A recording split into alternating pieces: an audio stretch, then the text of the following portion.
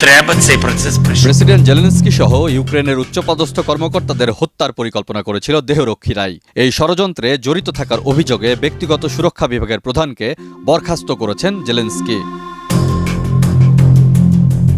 ইউক্রেনের রাষ্ট্রীয় সুরক্ষা বিভাগের বরখাস্ত প্রধানের নাম সের্গেই লিওনিদোভিচ রাদ।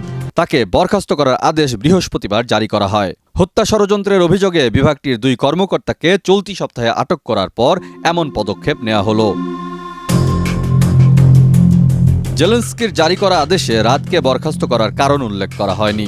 অত্যন্ত স্পর্শকাতর হিসেবে বিবেচিত এই পদে কাকে বসানো হবে তাও জানানো হয়নি। গত মঙ্গলবার ইউক্রেনের গোয়েন্দা বাহিনী এসবিইউ দাবি করে তারা জেলেনস্কি সহ দেশটির উচ্চপদস্থ অন্য কর্মকর্তাদের হত্যায় রাশিয়ার একটি ষড়যন্ত্র নস্যাৎ করে দিয়েছে।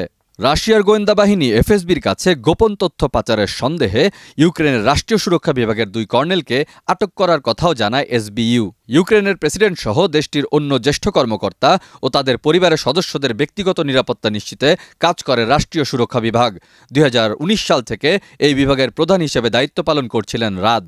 2022 সালের ফেব্রুয়ারিতে ইউক্রেনে পূর্ণমাত্রার সামরিক অভিযান শুরু করে রাশিয়া।